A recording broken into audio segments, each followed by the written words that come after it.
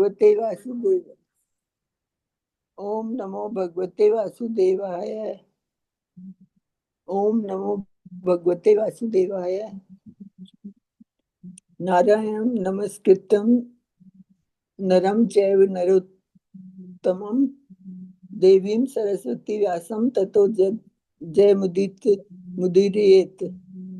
नष्टप्रायेषु नित्यं भागवत सेवया भगवतुक्तं श्लोके भक्तिर्भवति नैष्ठिकी।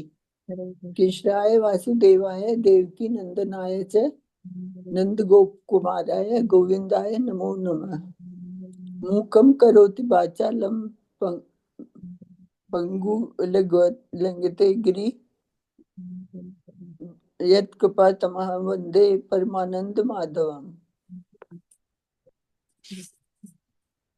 ओम अज्ञानं तिमिरान्धस्य ज्ञानाञ्जनशलाकया चक्षुसम्मिलितं तस्मै गुरुदेव नमः। श्री चैतन्य मनोदृष्टिं स्थापितं येन भूतले स्वयं रूपः कदा मददाति स्वपदानिकम्।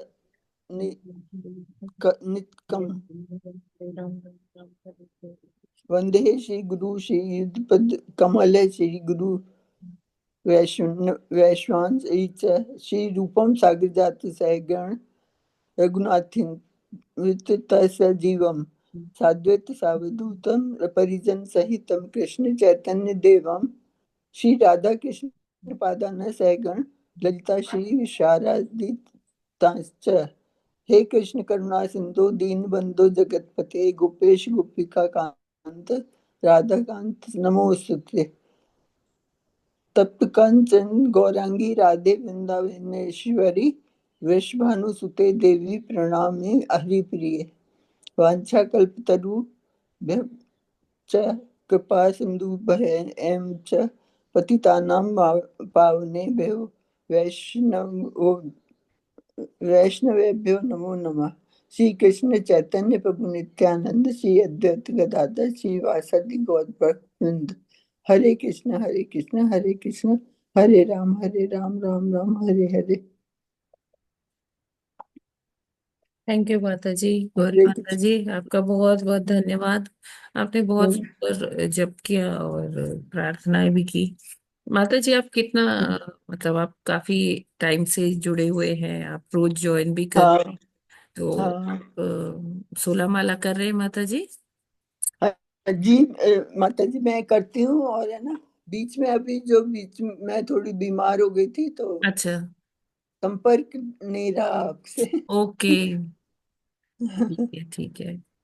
चलिए ठीक है माता जी। हाँ, और आपने दीक्षा का कुछ सोचा है माता जी? दीक्षा का वो हाँ। नहीं, वो सोच मेरे को पता भी नहीं है ऐसे। अच्छा, हाँ ठीक है ठीक है माता जी, आप करते रहिए ये 16 माला। हाँ हाँ करते रहूंगी मैं। हाँ हाँ जी। आप कहाँ से हैं माता जी? जयपुर से। जयपुर। ओके, हाँ हाँ बढ़िया है। आप तो गोपीनाथ जी के धाम, हाँ गोविंद देव जी मंदिर है गोविंद ना। देव जी, हाँ गोपीनाथ मदन मोहन जी, बहुत हाँ बढ़िया। हाँ तो आप वहां जाते हैं इस्कॉन टेम्पल? हाँ जाती हूँ ना मैं। हाँ हरी बोल। हरी थैंक यू बोल। माता जी, आज का जप और प्रार्थना करने के लिए आपका बहुत बहुत धन्यवाद है। Thank you. सभी डिवोटीज का हार्दिक अभिनंदन है आज के प्रातःकालीन जप सत्र में। हरि हरे बोल। कृष्णा हरे माता कृष्णा। जी, प्रणाम। दंडवत प्रणाम माता जी। तो अभी समय हो गया है प्रभुपाद जी के कोट का, हम देखते नाम हैं सभी भक्तों को। कि प्रभुपाद जी क्या कह रहे हैं। तो कृष्णा माता जी, नमस्कार। हरे कृष्णा। तो प्रभुपाद जी, आज है 10 अप्रैल। प्रभुपाद जी कहते हैं, हरे कृष्ण का श्रवण करते ही स्वाभाविक रूप से श्री कृष्ण की लीलाओं का स्मरण होता है। जब कोई गंभीरता से जप करता है तो मन में एक साथ दोनों कार्य होते हैं। आप हरे कृष्ण के श्रवण और लीला स्मरण में भेद नहीं कर सकते, किंतु जो पद्धति है वह श्रवण की है, और फिर श्री कृष्ण की लीलाएं, रूप, गुण इत्यादि स्वाभाविक रूप से मन में आएंगे, वही श्रेष्ठ है। सत्स्वरूप को पत्र 10 अप्रैल 1969। तो यहाँ पर प्रभुपाद जी बता रहे हैं जप की विधि, कैसे हमें जप करना चाहिए, और जप करने से फिर आगे क्या और स्थिति उत्पन्न होती है। तो देखिए, जब हम जप की वाइब्रेशन सुनते हैं, ध्वनि सुनते हैं, हरे कृष्ण कृष्ण कृष्ण हरे हरे, हरे राम राम राम हरे हरे, तो ये जो पूरी 16 अक्षर 16 शब्दों का हरे कृष्णा महामंत्र है, इसकी जो ध्वनि तरंगे उत्पन्न होती हैं, ये हमारे पूरे अंतःकरण को स्वच्छ कर देती है। एक क्लेंजिंग इफेक्ट होता है इसका, है ना। और जब जैसे जैसे हम अधिक से अधिक श्रवण करते रहते हैं, मुख से बोलते हैं और कर्णों से श्रवण करते हैं, और प्रभुपाद जी कहते हैं कि यही विधि क्या है, श्रेष्ठ है। और जब हम लगातार ये श्रवण करते रहते हैं, तो जैसे जैसे हमारे दिल में जो, हृदय में जो कल्मश है वो साफ होते जाते हैं, तो फिर हमें भगवान का रूप, भगवान का लीलाएं, है ना, भगवान के गुण, ये सब प्रकट होने लगते हैं धीरे धीरे धीरे धीरे, है ना। गुण भगवान कैसे हैं, है ना, लीलाएं भगवान ने क्या क्या, कौन कौन से पास टाइम्स परफॉर्म किए हैं, क्या क्या लीलाएं की है ना, ये सारी चीज, गुण, रूप, लीला, भगवान का फॉर्म, जो भगवान का रूप है, वो भी एक भक्त को समझ में आता है। ये हम कैसे समझ सकते हैं। सूरदास जी, जिनके भौतिक चक्षु नहीं थे, है ना, लेकिन वो सारा दिन जप करते रहते थे, और उसको सुनते भी रहते थे, और उनको ऐसा उनके मन में भगवान उनको दर्शन दिया करते थे। कैसे, वो अपने भौतिक चक्षु से, चर्म चक्षु से तो नहीं देख पाते थे, लेकिन जो उनके अंतःकरण के चक्षु थे, उसमें उनको भगवान के नित्य दर्शन होते थे। तो लोगों ने सोचा, क्या होता था कि जैसे ठाकुर जी का श्रृंगार किया जाता है, तो ये सूरदास जी क्या करते थे कि सब कुछ एग्जैक्टली वैसा ही बिना देखे हुए बता देते थे, बिना अपनी भौतिक आंखों से देखे हुए बता सकते थे कि आज ना ठाकुर जी ने नीले रंग की ड्रेस पहनी है, आज ठाकुर जी ने पीला पीला वस्त्र पहना है, पीतांबर धारण किया है, उस पे उन्होंने मोती की माला पहनी है। कभी कहें कि जिस दिन उनका श्रृंगार मणियों की माला से हो, तो उस दिन बता दें कि आज तो मणि की माला पहनी है, और इस कलर का जो है मणि है, और भगवान ने ऐसे ऐसे वाले नूपुर पहने हैं, ऐसी कमर पे करधनी पहनी है। तो सब बड़े चौंक जाते थे कि इनको एकदम क्लियरली कैसे पता है, जब हम में से किसी ने बताया नहीं और ये देख नहीं पा रहे। तो एक दिन ना पुजारियों ने वहां पे एक प्लान बनाया कि ये रोज आ जाते हैं, बताते हैं कि ये ऐसे तुक्का मारते हैं, क्योंकि इनकी आंखें तो है नहीं। तो उन्होंने प्लान बनाया कि आज ना हम ठाकुर जी को कोई वस्त्र धारण ही नहीं कराएंगे, बस मोतियों की माला से ना उनकी सज्जा कर देंगे। तो सूरदास जी आते हैं, देखकर चौंक जाते हैं, आज तो ठाकुर जी ने कोई ड्रेस ही नहीं पहनी, केवल मोतियों का श्रृंगार है। तो उन्होंने तुरंत ही एक छंद रच दिया, पूरा तो मुझे नहीं याद है, लेकिन ऐसा आता है, आज ठाकुर देखे नंगम नंगा, नंगम नंगा क्यों बोले? क्योंकि उन्होंने कोई कपड़ा धारण तो किया नहीं था। मोतियों के अलग अलग स्टाइल से माला ऐसे ठाकुर जी पर लगाई गई थी कि जैसे मानो कि वो ड्रेस ही हो। तो सूरदास जी ने ऐसे लिख दिया और सारे हैरान हो गए कि सूरदास जी को कैसे पता चल रहा है कि आज ठाकुर जी ने कोई ड्रेस नहीं पहनी। तो जो हमारे जो आध्यात्मिक चक्षु होते हैं, अगर हम सही से अ, समझे समझ समझ कर भगवान का जप करते हैं, तो भगवान हमें हमारे अंतःकरण के चक्षु में स्वयं दर्शन देते हैं।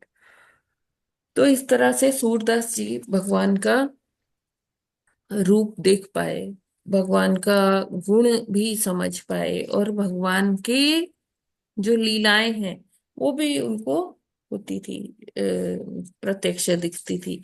जैसे गोस्वामी जी तुलसीदास जी, वो कैसे लिखे रामायण? उनको उनके अंतःकरण में भगवान की लीलाएं दिखती थी, है ना। या हम कह लें कि हमारे जो आचार्य हुए हैं, पूर्ववर्ती आचार्य हुए हैं, उन्होंने भी ठाकुर जी की लीलाएं प्रत्यक्ष देखते थे और उसमें प्रवेश भी कर जाते थे। शरीर उनका यहीं रहता था, है ना, उसी पोस्चर में रहता था, और वो चले जाते थे ये शरीर छोड़कर, थोड़ी देर के लिए भगवान की लीलाओं में प्रवेश कर गए और फिर बाहर आ गए, फिर से अपने शरीर में आ गए। तो इस तरह से क्या होता है कि जब हम सही तरीके से, जैसे हमें हमारे आचार्यों ने बताया है कि इस प्रकार का जप करना चाहिए, अगर हम वो नियम फॉलो करते हैं, उसको अनुसरण करते हैं, तो जप से अनेक लाभ भी मिलते हैं। कैसे लाभ? कोई भौतिक लाभ नहीं मिलता है, भगवान के दर्शन समझ में आते हैं, भगवान का रूप समझ में आते हैं, उनके गुण समझ में आते हैं। तो इस प्रकार हमारे अपूर्ववर्ती आचार्यों ने, हमारे षड गोस्वामियों ने क्या किया, वो ऐसे ही श्रवण की विधि से ही वो करते रहे, और उनको फिर भगवान के गुण रूप लीलाओं का दर्शन भी होता रहा। ठीक है, ये क्लियर है? ये क्लियर है ना सभी को? हरे कृष्ण माता जी। जी। श्रवण स्मरण में कोई भेद नहीं है। सर्व श्रवण से ही भगवान की रूप गुण और दर्शन का आभास होता है। यह श्रवण जो है दर्शन जो लिखा है, तो इसमें अलग से स्पेसिफाई तो वैसे नहीं किया है, लेकिन इसमें कीर्तन संकीर्तन भी उतना ही महत्व है। हर जगह मैंने देखा है श्रवण को ज्यादा महत्व दिया है, और संकीर्तन कीर्तन का इतना नाम नहीं आया है, तो तीनों ही ये इक्वल है। देखिए, संकीर्तन अपने आप में पावरफुल है। वो कैसे पावरफुल है कि जो जप करते हैं वो तो हम स्वयं अपने लिए करते हैं, अपने आप को बूस्ट करने के लिए करते हैं, और संकीर्तन हम करते हैं अपने लिए तो करते ही हैं, साथ में उन जीवात्माओं के लिए करते हैं जो भगवान का नाम नहीं ले पा रहे। उसमें मनुष्य भी शामिल है, उसमें जीव जंतु पेड़ पौधे सब शामिल है। अच्छा माता जी, ये समस्त के लिए जो है संकीर्तन हो जाता है, परंतु माता जी, ये जो ऑनलाइन वाला संकीर्तन है, तो इसमें डायरेक्ट तो एक दूसरे से मिलना नहीं है, परंतु अलग वर्चुअली तो है। अलग है अपना। हाँ, तो इसमें भी समस्त जो है जीवों को फायदा पहुंचता है, हाँ, क्योंकि एक साथ जहां तो नहीं जहां बैठे तरंगे होंगी, मंदिर। जहां जहां तरंगे होंगी, वहां जीवों को फायदा मिलेगा। हरे कृष्ण माता जी। जी। हरे कृष्ण। ये फिर हम लोग अपने अगले सेगमेंट में चलते हैं, भागवतम की ओर। 41 माता जी। यस, बढ़ते हैं माता जी आगे। हरे कृष्णा। मैत्रेय उवाच एवं समुदीनस्तेन कपिलेन प्रजापतिः दक्षिण कृत्य तं प्रीतो वनमेव जगामः। हरे कृष्ण। हरे कृष्ण। मैत्रेय उवाच एवं समुदितेन कपिलेन प्रजापतिः दक्षिणीकृत्यं तं प्रीतो वनमेव जगामः। हरे कृष्ण। हरे हरे कृष्ण। कृष्ण। मैत्रेय उवाच एवं समुदितस्तेन कपिलेन प्रजापतिः दक्षिणीकृत्य तं प्रीतो वनमेव जगामः। हरे कृष्ण। हरे कृष्ण। मैत्रेय उवाच एवं समुदितस्तेन कपिलेन प्रजापतिः दक्षिणीकृत्य तं प्रीतो वनमेव जगामः। हरे कृष्णा। सभी को दंडवत प्रणाम। हरे हरे कृष्णा। कृष्णा। जी माता जी, आप कर पढ़िए लीजिए। पढ़िए। हरे कृष्णा। मैत्रेय उवाच एवं समुदितस्तेन कपिलेन प्रजापतिः दक्षिणीकृत्य तं प्रीतो वनमेव जगामः। हरे कृष्ण। माता जी दंडवत प्रणाम। सभी भक्तों को सादर प्रणाम। हरे कृष्णा। मैत्रेय उवाच एवं समुदितस्तेन कपिलेन प्रजापति दक्षिणीकृत्य तं प्रीतो वनमेव जगामः। हरे कृष्णा। हरे कृष्ण। एवं मैत्रेय उवाच एवं समुदितस्तेन कपिलेन प्रजापतिः दक्षिणीकृत्य तं प्रीतो वनमेव जगामः। हरे कृष्ण। हरे हरे कृष्ण। कृष्ण। मैत्रेय उवाच एवं समुदितस्तेन कपिलेन प्रजापतिः दक्षिणीकृत्य तं प्रीतो वनमेव जगामः। हरे कृष्ण। हरे हरे कृष्ण। कृष्ण। मैत्रेय मैत्रेय उवाच। उवाच एवं बोलिए जरा। समुदितस्तेन कपिलेन प्रजापति दक्षिणीकृत्य तं प्रीतो वनमेव जगामः। हरे कृष्णा।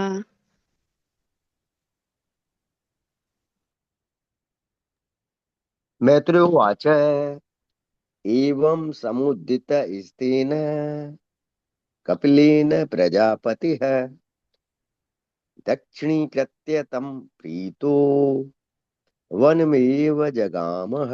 हरे कृष्ण। हरे कृष्ण। मैत्रेयवाच एवं समुदिस्तेन कपिलेन प्रजापति दक्षिणीकृत्य तं प्रीतो वनमेव जगामः। हरे कृष्ण।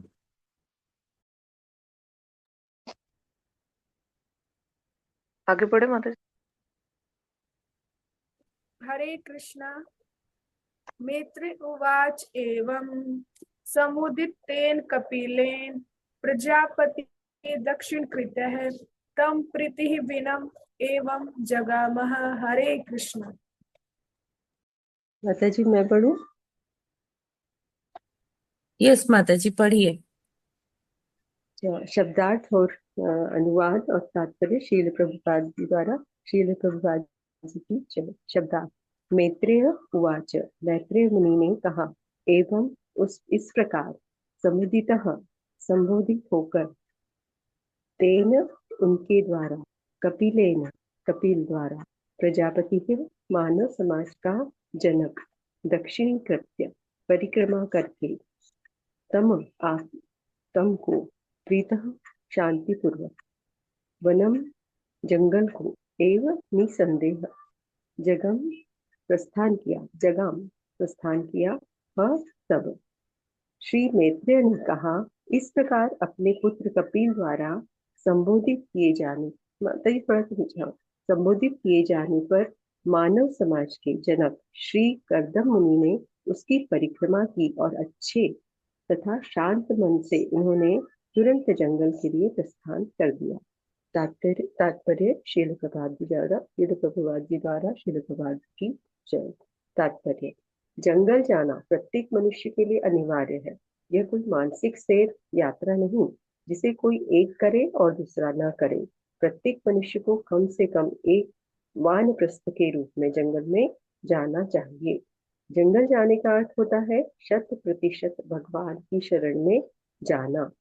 जैसा कि प्रहलाद महाराज जी ने अपने पिता को बातचीत में समझाया था। सदा समुद्दिग्ध ध्यायम भागवत में 7.5.5 में बताया गया है। मनुष्य क्षणिक भौतिक देह धारण करने के कारण चिंताओं से मुक्त रहता है। अतः मनुष्य को चाहिए कि वह शरीर के प्रति अधिक मोह न करे। उसे चाहिए कि वह मुक्त हो। मुक्त होने की प्रारंभिक प्रक्रिया है जंगल जाना, अर्थात पारिवारिक संबंधों का परित्याग करके पूर्ण रूप से कृष्ण भावनामृत में लग जाना। जंगल जाने का यही प्रयोजन है, अन्यथा जंगल केवल बंदरों तथा पशुओं का स्थान रह जाएगा। जंगल जाने का यह अर्थ कदापि नहीं कि बेटा बंदर या हिंसक पशु बना जाए। इसका अभिप्राय यह हुआ कि एकमात्र पूर्ण पुरुषोत्तम भगवान श्री की शरण ग्रहण की जाए और पूरी तरह सेवा में लगा जाए। वास्तव में मनुष्य को जंगल जाने की कोई आवश्यकता नहीं है।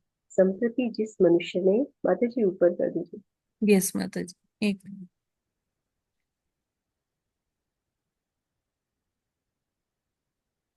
संप्रति जिस मनुष्य ने अपना सारा जीवन नगरों में व्यतीत किया है, उसके लिए यह उचित नहीं है। जैसा कि प्रहलाद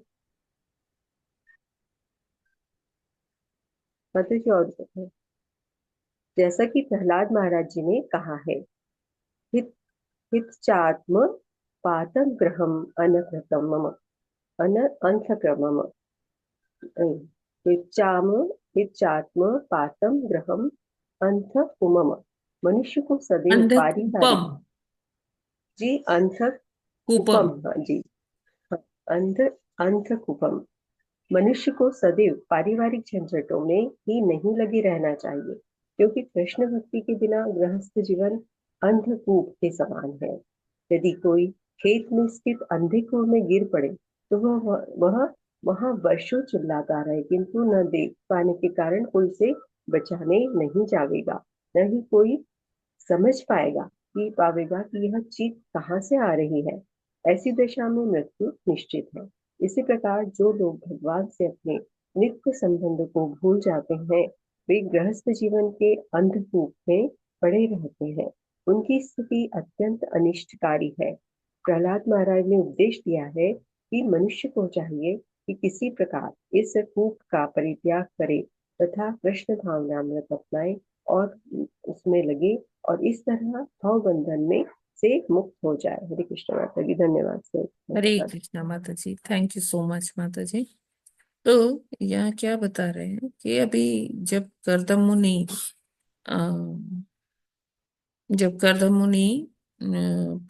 भगवान को का महिमा मंडन करते हैं और भगवान जो है कर्दम मुनि के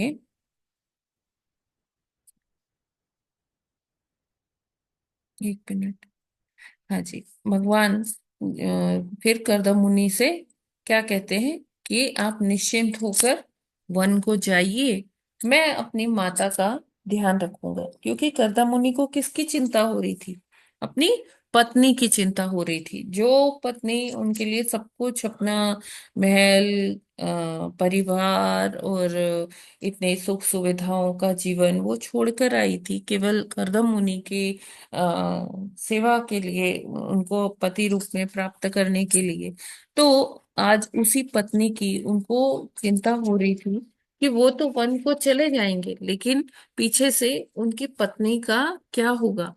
तो भगवान ने उनको कहा कि आप निश्चिंत होकर अपनी पत्नी की चिंता किए बिना जा सकते हैं, क्योंकि मैं अपनी माता को वो ज्ञान प्रदान करूंगा जिससे कि वो ये भव सागर को, भवकूप को पार कर जाए। तो अभी कर्दम मुनि को बहुत उन्होंने पैसिफाई किया अपने शब्दों से। भगवान ने कपिल देव के रूप में आते हैं भगवान कर्दम मुनि के घर में, और उनको एक तरह से पूरी अच्छे से सांत्वना देते हैं कि आपको चिंता करने की कोई आवश्यकता नहीं है। दिस इज लाइक कि कितना हम कृष्ण पर डिपेंडेंसी करते हैं, कितना हम कृष्ण पर आश्रित होते हैं। और आश्रित हम तभी होंगे जब वो शरणागति आएगी हमारे अंदर। तो कर्दम मुनि यहाँ पर अभी एकदम निश्चिंत होते हैं कि भगवान स्वयं मेरी पत्नी का के पुत्र रूप में सहायता करेंगे, उनका रक्षा करेंगे और उनको ज्ञान भी देंगे जिससे कि वो इस भव सागर को पार कर जाए। तो अभी कपिल मुनि क्या करते हैं, जंगल को प्रस्थान कर लेते हैं। और प्रभुपाद जी बहुत एम्फैटिकली ये फर्स्ट लाइन में, सेकंड लाइन में कहते हैं कि जंगल जाना प्रत्येक मनुष्य के लिए अनिवार्य है। यह कोई मानसिक सैर या यात्रा नहीं है जिसे कोई एक करे और दूसरा ना करे। तो ऐसा नहीं है कि हाँ मेरा मन है तो मैं जाऊंगी, मेरा मन नहीं है तो नहीं जाऊंगी। तो लेकिन ये सबके लिए क्या है, अनिवार्य है, नेसेसिटी है। और हर मनुष्य को क्या करना चाहिए, वानप्रस्थ में जंगल में जाना चाहिए। और आजकल हम देखते हैं कि धाम में ना, जैसे वृंदावन में भी बहुत सारे वानप्रस्थ आश्रम हैं और भी अलग अलग धामों में वानप्रस्थ आश्रम हैं। और देखिए तो आजकल के देश काल परिस्थिति के हिसाब से वन में जाना इतना सुगम नहीं है। हमने अपने आप को ऐसा लाइफस्टाइल बना लिया अपना कि हम वन में जाने लायक नहीं रह गए, हमने अपने आप को नहीं छोड़ा है। हम इतना ज्यादा आश्रित हैं मशीनों पर, है ना, और कि एसी होना चाहिए, फ्रिज होना चाहिए, और अन्य सुविधाएं होनी चाहिए, वॉशिंग मशीन है, ये है, मिक्सी है, बहुत सारे उपकरणों पर हमारा पूरा जीवन डिपेंड करता है ना। कृष्ण पर हमने डिपेंडेंसी छोड़कर मशीनों पर डिपेंडेंट हो गए हैं, आश्रित हो गए हैं, है ना। इसीलिए क्या है कि हमारे जीवन में उतने कष्ट हैं, है ना। देखिए अभी लोगों को, पहले लोग कितनी एज हो जाती थी फिर भी वो लोग फुर्ती से सब अपना काम स्वयं करते थे। अभी आजकल बुढ़ापा भी जल्दी आने लग गया है सबको। देखिए तो नीज का प्रॉब्लम है, घुटने का दर्द है, किसी का कुछ है, किसी का कुछ है, सबको कोई ना कोई बीमारी घेरे हुए है ना।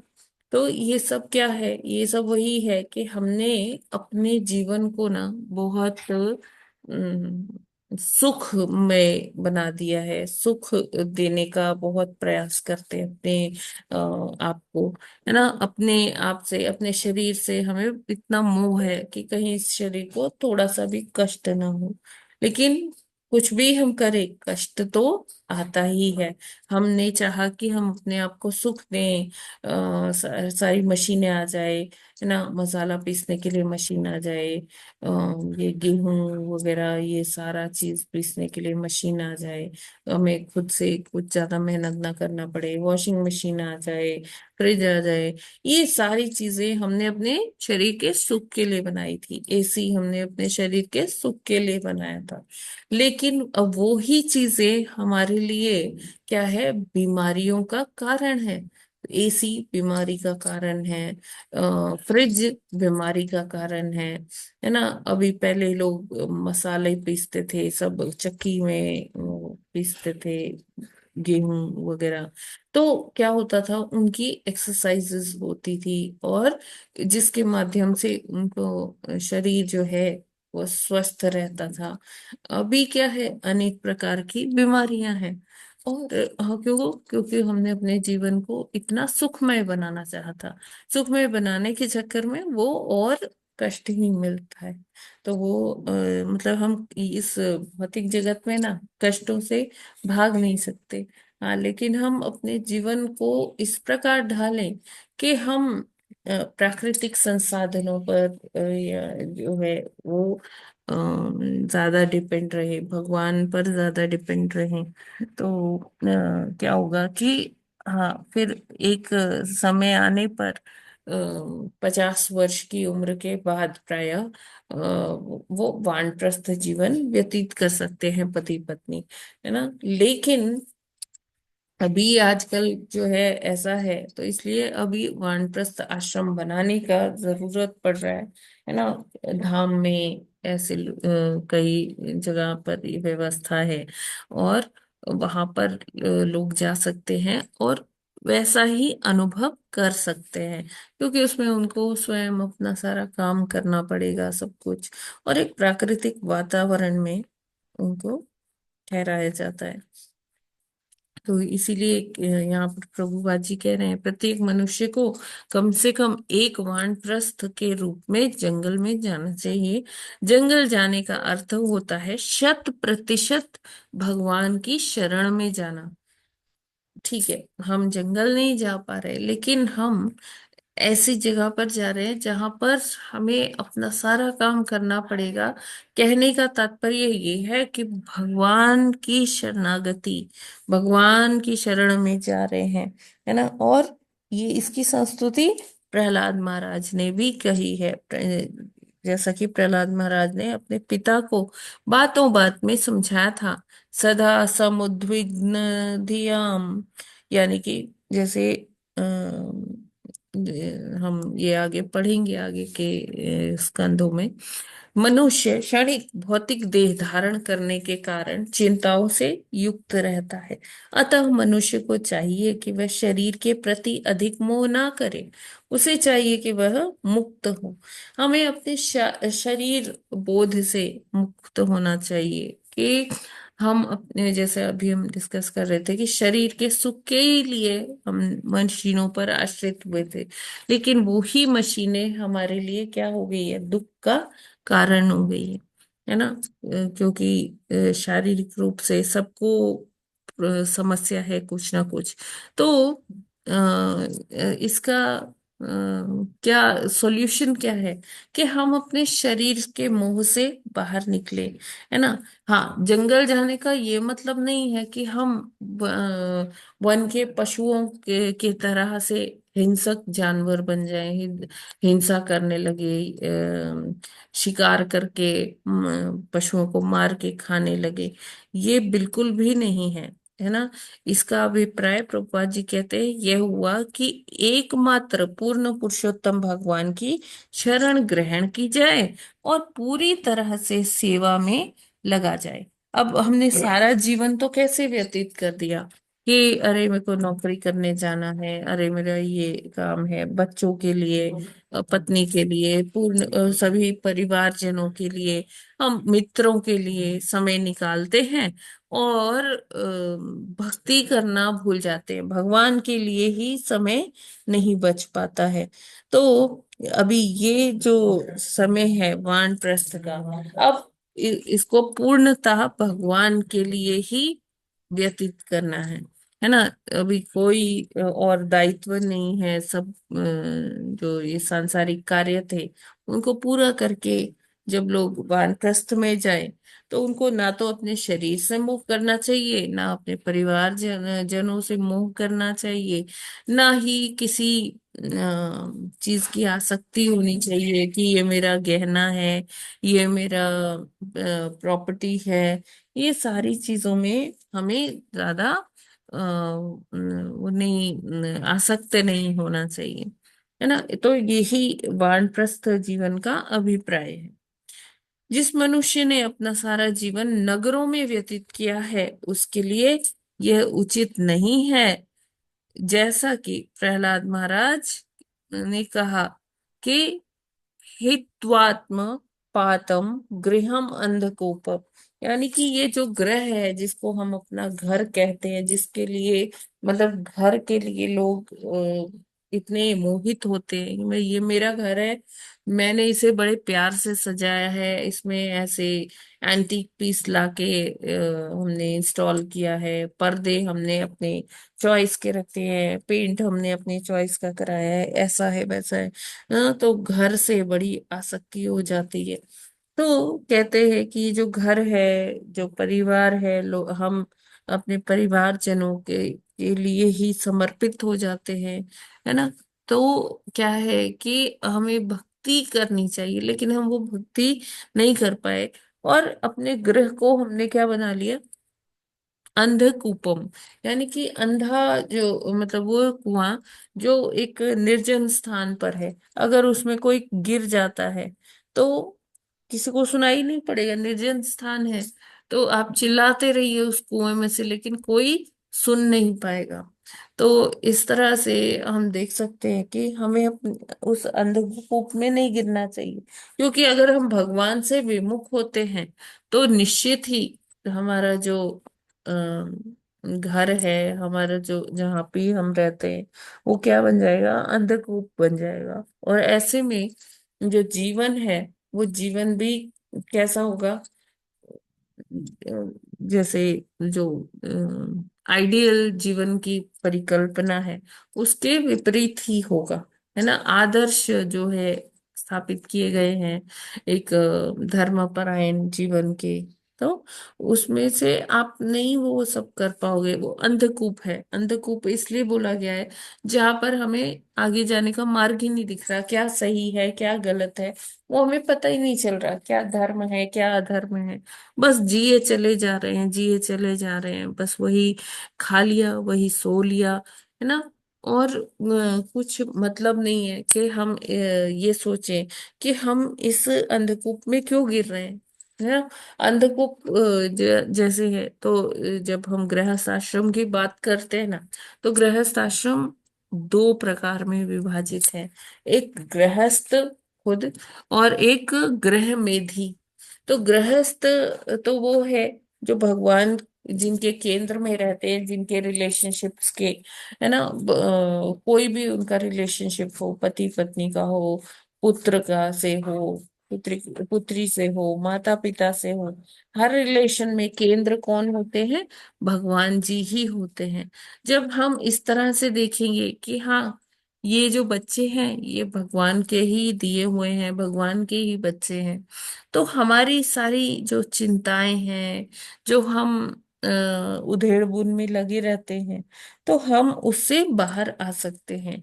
और ग्रह में भी यही है कि वो बाकी सब कार्य तो करेगा, भौतिक कार्य सब करेगा, लेकिन आध्यात्म के विषय में वो ना तो कुछ सोचता है ना कुछ करता है। क्यों? क्योंकि उसके पास इतना टाइम ही नहीं रहता। ग्रह मेधी होने की वजह से वो सबको खुश करने के लिए वो लगा रहता है। तो यहाँ पर ये चीज वही समझ सकता है अम,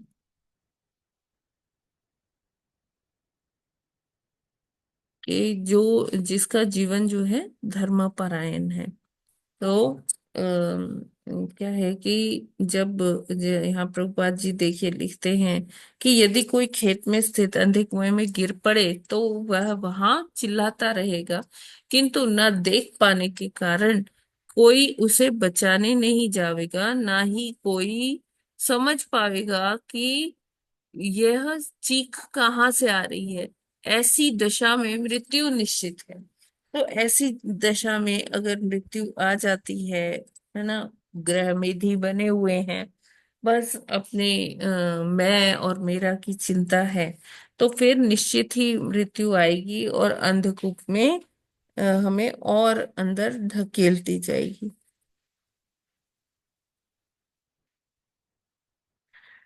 ये ठीक है, इसमें कोई प्रश्न है क्या?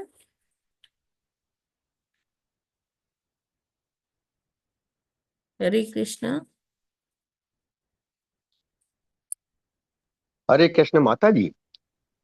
अंधकूप में नहीं गिरना है और हाँ। भगवान की भक्ति करते हुए रहना है। गृहस्थ जीवन में अगर भगवान की भक्ति नहीं करेंगे, क्योंकि जीवन का उद्देश्य ही कृष्ण को प्राप्त करना, कृष्ण की भक्ति प्राप्त करना है।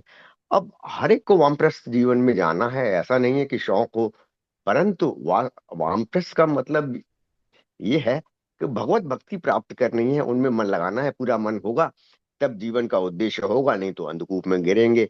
हम्म। अब आधुनिक युग में शादियां ही 30, 35, 38 तक होती हैं, तो जी। 50 साल तो लोगों का बहुत जल्दी आ जाता है।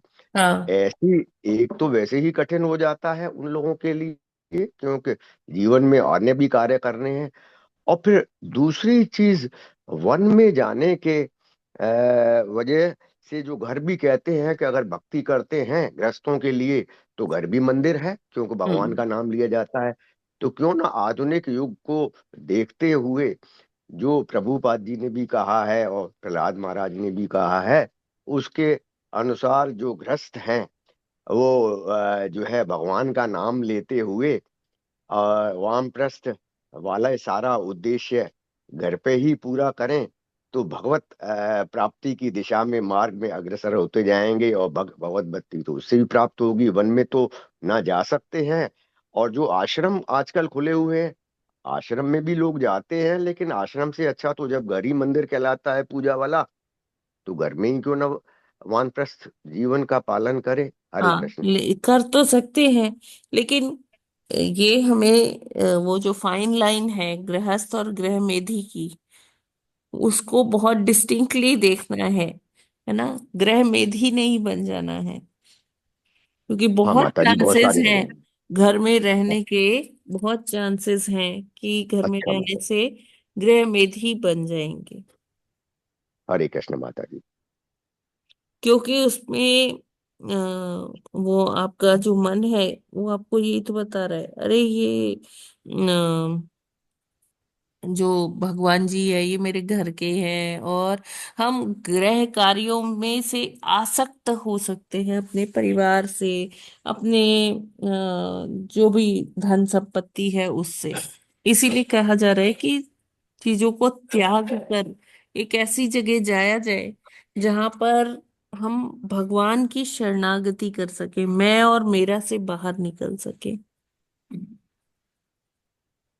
हरे कृष्ण माता जी, जो आजकल आश्रम बने हुए हैं इसमें सब काम अपना करना पड़ता है, तो जब सब काम अपने आप में करते हैं तो भगवान से आसक्त लगाना भी तो मुश्किल हो जाता है, क्योंकि हर एक के अपने कार्य ही इतने ज्यादा और कठिन हो जाते हैं कि उनके करने से तो यदि जो है समय की ज्यादा व्यर्थ चला जाता है, तो ऐसी जगह जहां आदत लोगों की सुख सुविधा की बन गई है, सुख सुविधा में ही रहते हुए ज्यादा समय भगवान की भक्ति में लगाएं तो वामप्रस्थ आश्रम की जाने की आवश्यकता नहीं पड़ेगी। हरे कृष्ण।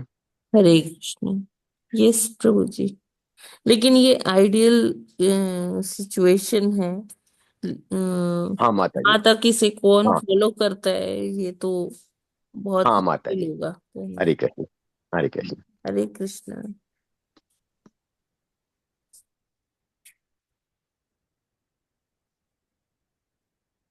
हरे कृष्णा, और किसी का कोई प्रश्न है क्या? हरे कृष्ण माता जी। जी प्रभु जी, माता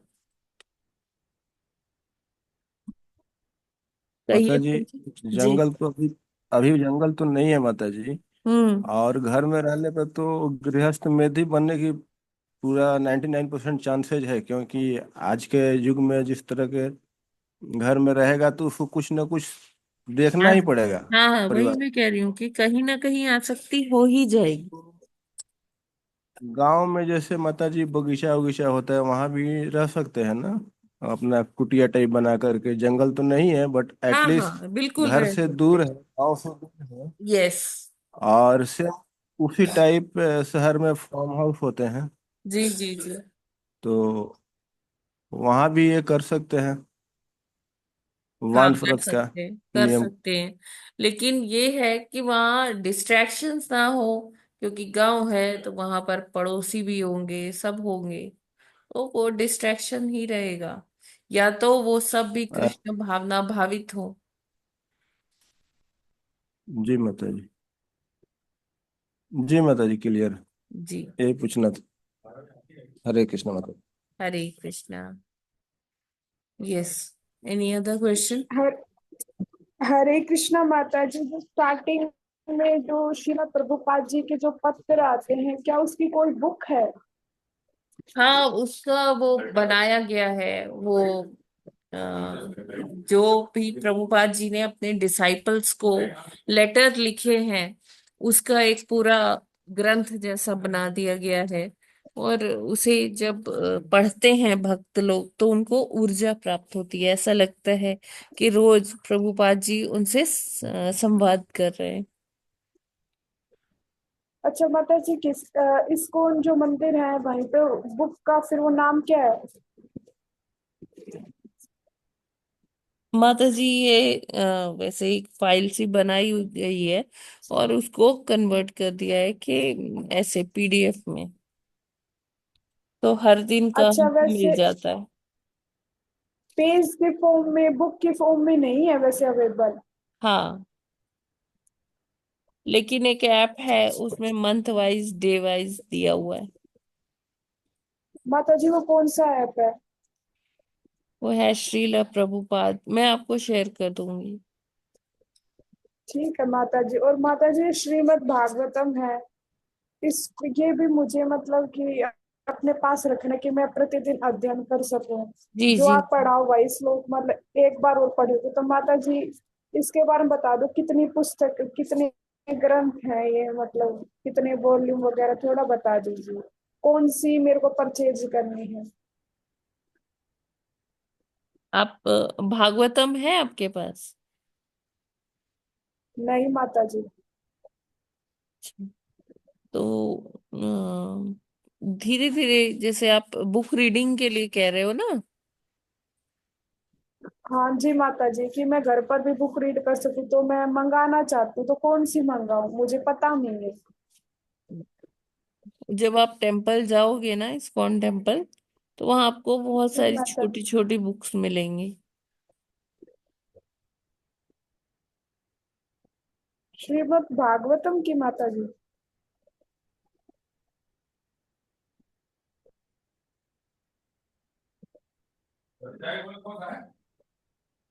हरे कृष्णा।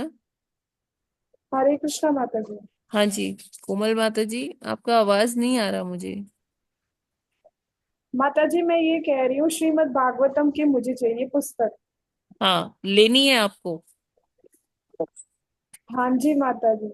ठीक है, तो मैं आपको अभी सारा डिटेल्स भेज दूंगी। ठीक है, और हम आपको यहाँ से सेंड कर देंगे भागवतम। ठीक है माता जी। ठीक है, इसके हरे कृष्णा माता जी। 12 हरे कृष्णा वॉल्यूम्स माता हैं। जी। इसके 12 वॉल्यूम्स हैं और 18 टोटल किताबें हैं, क्योंकि कुछ स्कंद की दो दो तीन तीन किताबें हैं। तो इसलिए हरे टोटल अच्छा माता जी, तो इसलिए माता जी टोटल जो है 18 किताबों का सेट आता है, एक पूरा कार्टन होता है। ठीक है। अच्छा माता जी। और नहीं तो आप अपने लोकल इस्कॉन हरे। टेम्पल में जाकर वहां भी ले सकते हो श्रीमद् हाँ भागवतम माता जी, वहाँ मिल जाएगी ना। प्रभुपाद जी की। मैम, माता जी कुल मूल्य कितना होता है इनका 18 वॉल्यूम का? ये माता जी 18 8,000 तक किताबों का? होता है। 8,000, 7-8 के बीच में होता है। अच्छा माता जी, मैंने ये भी देखा था कि यूट्यूब पे 2 वॉल्यूम 2 किताबें भी आती हैं, वो कौन से सार की होती है श्रीमद् भागवतम में? अभी लेटेस्ट जो है सिर्फ वो कोई? 2008 2000 सॉरी 2018-19 वाला शायद है। तो अच्छा हाँ, ठीक है माता जी। बाकी तो वो वही सब है जो प्रभुपाद जी ने लिखा है, लेकिन उसमें भक्त लोग फिर एडिटिंग भी कर देते हैं जहाँ कोई मिस्टेक होता है। ठीक है माता जी। हरे कृष्णा। हरे हरे कृष्णा माता जी। कृष्ण। तो कौन मंदिर में से मिलेगी, वो यही रहेगी ना प्रभुपाद जी वाली? हाँ, जी, तो वही वहीं से ले लेना, वो ठीक रहेगा। मुझे भी चाहिए थी भागवत जी। तो या तो आप अपने लोकल टेम्पल से ले सकते हो, या अगर हमसे हाँ, आपको लेना है तो आपको डिटेल्स भेज देंगे। नहीं मैं अपने मंदिर से ले लूंगी, जाती हूँ मैं यहाँ ग्वालियर में कौन मंदिर, संडे सैटरडे संडे, तो वहां से ले लूंगी मैं। हरे कृष्णा माता जी, तो प्रभुपाद जी वाली ही लेना है ना? हाँ प्रभुपाद जी के तात्पर्य वाली, तो वो कोई अलग से रहेगी या वैसे ही मिलेगी वहाँ इस्कॉन मंदिर में, वैसे ही मिलेगी? उन्हीं की मिलेगी ना? हाँ, अगर आप चाहें जी तो आप पूरा ऑर्डर भी कर सकते हैं। आप अलग अलग, देखिए अलग अलग लेने में फर्स्ट कैंटो ही मिलता है अलग से। जी जी, अच्छा। हम्म। जैसे भी वो मंदिर में पूछ लेंगे ना, वो बता देंगे, उनसे ले जी लेंगे। जी वैसे जी। बाकी मैंने बाकी वो जो आईडी से में हमको बताया गया ना, जो 4 किताबें श्री गुरु प्रभुपाद जी की, चैतन्य महाप्रभु की सब पढ़नी है जो, तो वो भी खरीदनी है मुझे, तो वहीं से मैं सब खरीदूंगी, है ना। ठीक है माता जी। हरे कृष्णा, धन्यवाद। हरे कृष्णा। और कोई प्रश्न है क्या? हरे कृष्णा माता जी, दंडवत प्रणाम। दंडवत माता जी, एक प्रणाम। ऐप जो है प्रभुपाद डेली कोट्स का, तो उसमें सिर्फ इंग्लिश में ही आता है कि हिंदी में भी है? हिंदी का भी है माता जी। हम एक तो ऐप सेव किए हैं, उसमें सिर्फ इंग्लिश ही आता है, हिंदी वाला नहीं है। ओके, तो आप भेजिएगा वो कोमल माता जी को, तो मेरे पास भी भेज दीजिए। ठीक है माता जी, बिल्कुल। ठीक, ओके। हरे कृष्णा माता जी। हरे कृष्णा।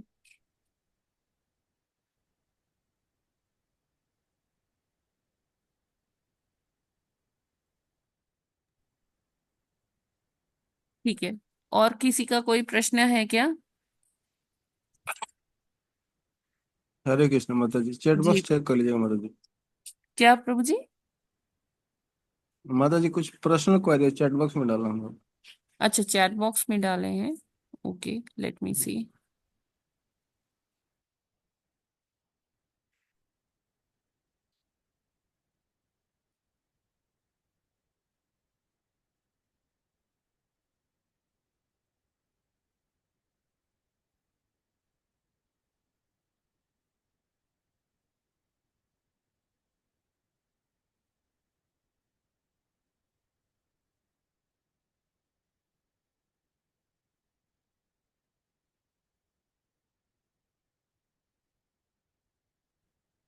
ओके, तो यस, आप लोग का और कोई प्रश्न है क्या?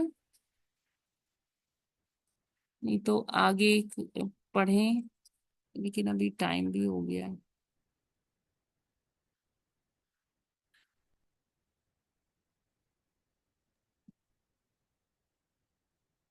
आप हरे माता कृष्ण जी। माता जी। हाँ जी, यस। श्री भागवतम के अलावा आप और भी क्लासेस लेते हो? हाँ जी माता जी, कौन से लेते हो माता जी? भगवत गीता। माता जी मुझे नहीं पता वो कब होती है, मुझे थोड़ा माता जी लिंक वो और दिन उसके में बारे में 12 बता। बजे होती है। दिन में 12 बजे वो माता जी के लिए होती है केवल। हरे कृष्णा माता जी। तो उसके बारे में आप मुझे बता दोगे माता जी? तो आप तो टीचिंग करते हैं ना? हाँ जी माता जी, ये तो भी फिर सही आप कह रहे हो, मैं कैसे कैसे? ज्वाइन करोगे? वो दिन में 12 बजे होती है माता जी की क्लास।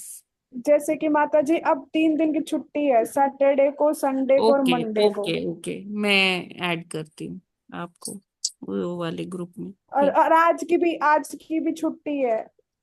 ठीक है माता जी, मैं करती हाँ, हूँ। ठीक है, ठीक है माता जी। आप ज्वाइन करिए। संडे को नहीं होती क्लास, संडे को क्योंकि टेम्पल में जाते अच्छा हैं। माता जी, यस ठीक है माता जी। जी। हरे कृष्णा माता जी। यस, आभा माता जी, अब आपकी बेटी कैसी है? ट्रीटमेंट चल रहा है, बस अभी तो ठीक नहीं हो सकती इतनी जल्दी। हाँ हाँ हाँ हाँ, ठीक है। तो हम सभी माता जी की सुपुत्री के लिए अपने अपने जो प्रार्थना है वो कंटिन्यू रखेंगे कि स्पीडी रिकवरी हो, जल्दी से उनको ट्रीटमेंट उनको अच्छा मिले और अच्छे से रिकवरी हो माता जी की बेटी की। तो यही कामना है। धन्यवाद माता जी। हाँ, फिर हरे से कृष्णा हम माता लोग जी। हरे कृष्ण महामंत्र का एक बार उच्चारण करते हैं उनके लिए, अच्छे स्वास्थ्य के लिए। हरे हरे कृष्ण कृष्णा कृष्ण हरे कृष्ण कृष्ण कृष्णा हरे हरे हरे, कृष्णा हरे हरे राम हरे राम राम हरे राम राम हरे। हरे हरे। हरे कृष्णा। हरे कृष्णा, उनको जल्दी स्वस्थ करे बच्ची को। हरे कृष्णा। सभी को धन्यवाद प्रणाम। यस हरे माता जी, कृष्णा प्लीज सभी डोंट माता वरी, जी। प्लीज डोंट जी वरी एट ऑल, है ना। भगवान की शरणागति ही सबसे ज्यादा जो है वो कारगर होता है। तो हम वो बना कर रखें ना, भगवान पर भरोसा रखें। वो जो जी कष्ट की स्थिति है वो चली जाएगी माता जी। जी जी। हरे कृष्णा माता जी। Hare Krishna. Yes, any other question? अभी 4 मिनट है, हम आगे का श्लोक अभी नहीं कर सकते हैं, बड़ा है उसका तात्पर्य। Anybody, any questions? Suman Jaiswal माता जी, आप कुछ कहना चाहते हैं? राजेश्वरी माता जी? ओके, नहीं माता जी। ठीक है हरे कृष्णा माता जी, दंडवत जी, प्रणाम। हरे कृष्णा। ठीक है, तो हम लोग आज यहीं पर विराम करते हैं। ग्रंथराज श्रीमद् भागवतम की जय। जय गुरु श्रील प्रभुपाद की जय। नामाचार्य हरिदास ठाकुर की जय। अनंत कोटि वैष्णव भक्त वृंद की जय। जय वांछा कल्पतरुभ्यश्च कृपा सिंधुभ्य एव च देव पतितानां पावनेभ्यो वैष्णवेभ्यो नमो वैष्णव नमः। नमो नमः। हरे कृष्ण हरे माता जी। कृष्णा माता हरे जी, कृष्ण धन्यवाद। माता जी, सभी को हरे दंडवत कृष्णा। प्रणाम माता जी। हरे कृष्ण माता जी, दंडवत प्रणाम। दंडवत प्रणाम। हरे कृष्ण। हरे यस, कृष्णा माता जी, दंडवत सभी को प्रणाम। प्रणाम। हरे कृष्णा। हरि बोल। हरि बोल माता जी। हरे कृष्णा। हरे कृष्ण माता जी, दंडवत प्रणाम।